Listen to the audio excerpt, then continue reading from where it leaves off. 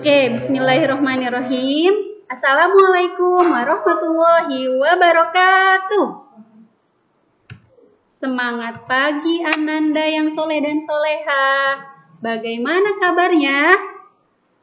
Nah, bismillah, berharap semoga kita semua selalu diberikan kesehatan dan perlindungan oleh Allah Subhanahu wa taala.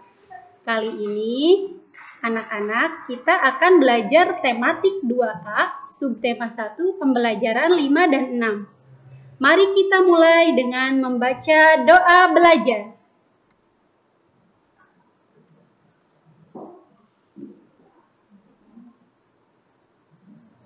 Oke, alhamdulillah kita sudah membaca doa belajar ya, teman-teman anak-anak. Oke, anak-anak, kali ini kita akan belajar mengenai puisi. Tahukah kamu apa itu puisi? Kemudian bagaimanakah ya cara membacanya? Nah, teman-teman, jadi puisi itu adalah suatu karya yang menggunakan kata-kata indah.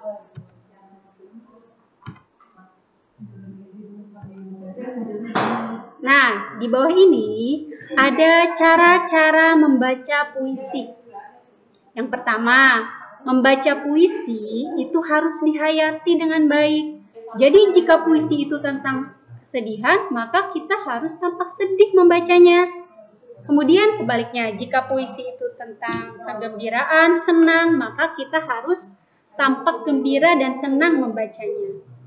Kemudian puisi juga harus dibaca dengan suara lantang. Lalu membaca puisi juga harus dengan nada dan kata yang benar. Kemudian saat membaca puisi harus dengan sikap yang berani dan percaya diri. Jangan malu-malu ya teman-teman.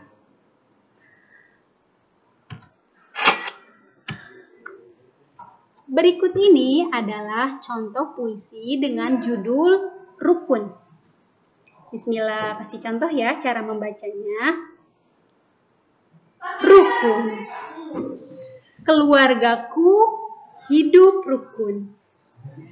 Ayah dan ibu rukun. Anak-anak rukun. Rukun di meja makan. Rukun saat belajar. Rukun di mana saja. Hidup rukun itu menyenangkan. Nah, seperti itu teman-teman kurang lebihnya. Nah, jadi kerukunan itu ternyata ada di dalam Pancasila juga, yaitu pengamalan sila ketiga. Ada yang masih ingat nggak? Sila ketiga apa? Nih, ini dia. Ada, kita mengingat kembali ya. Pancasila. Yang pertama, apa coba? Iya, betul. Ketuhanan yang Maha Esa. Simbolnya apa? Simbolnya bintang. Yang kedua, kemanusiaan yang adil dan beradab.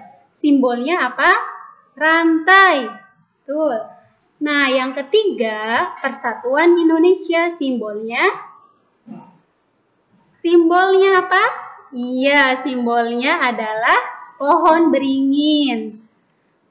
Yang keempat, kerakyatan yang dipimpin oleh hikmat kebijaksanaan dalam permusyawaratan perwakilan, simbolnya kepala banteng.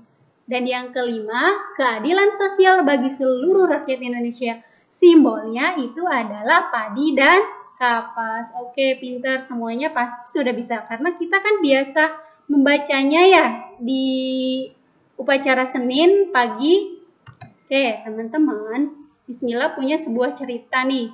Ceritanya judulnya Berkunjung ke Museum. Bismillah bacakan ceritanya ya. Ayah dan ibu ajak Lina berkunjung ke museum. Sebelum masuk ke museum, ayah membeli tiket. Ayah membeli tiket untuk 3 orang. Di dalam museum banyak foto dan benda-benda bersejarah. Foto dan benda bersejarah menjadi bukti perjuangan bangsa Indonesia. Perjuangan merebut kemerdekaan dari penjajah. Ayah banyak bercerita tentang perjuangan bangsa Indonesia. Lina bangga dengan para pejuang Indonesia. Para pejuang rela berkorban untuk kemerdekaan Indonesia. Ada yang pernah berkunjung ke museum, anak-anak?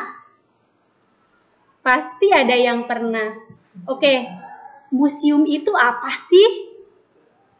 Iya, museum itu adalah tempat menyimpan benda-benda bersejarah.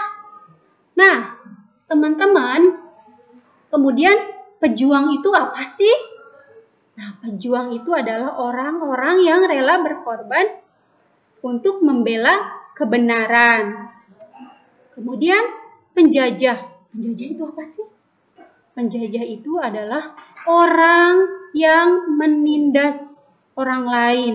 Nah, kalian mau jadi apa? Tentunya ingin menjadi pejuang ya. Nah, teman-teman, banyak sekali sifat-sifat yang bisa kita jadikan pelajaran yang bisa kita tiru dari para pejuang. Di antaranya, yang pertama, pejuang itu selalu berdoa kepada Tuhan Yang Maha Esa. Dan itu pun sama seperti sila pertama. Kemudian yang kedua, para pejuang itu membela kebenaran dan keadilan. Itu sesuai dengan pengamalan sila kedua. Kemudian rela berkorban demi bangsa dan negara. Itu sesuai dengan pengamalan sila ketiga.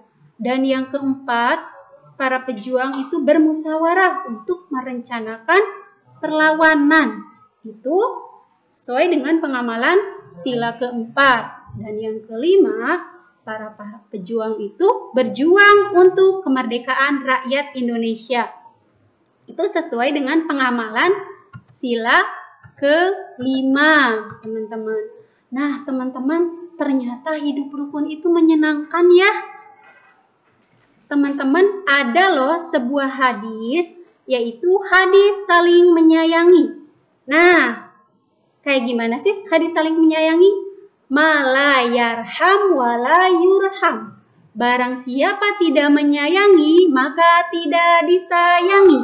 Nah, bismillah, ulang lagi ya. Hadis saling menyayangi. Mala yarham wala yurham. Barang siapa tidak menyayangi, maka tidak disayangi. Nah, kalau kita ingin disayangi, maka kita harus menyayangi. Kalau kita sudah saling menyayangi, maka kerukunan akan tercipta, teman-teman. Nah, teman-teman, ada tugas nih dari Miss Mila.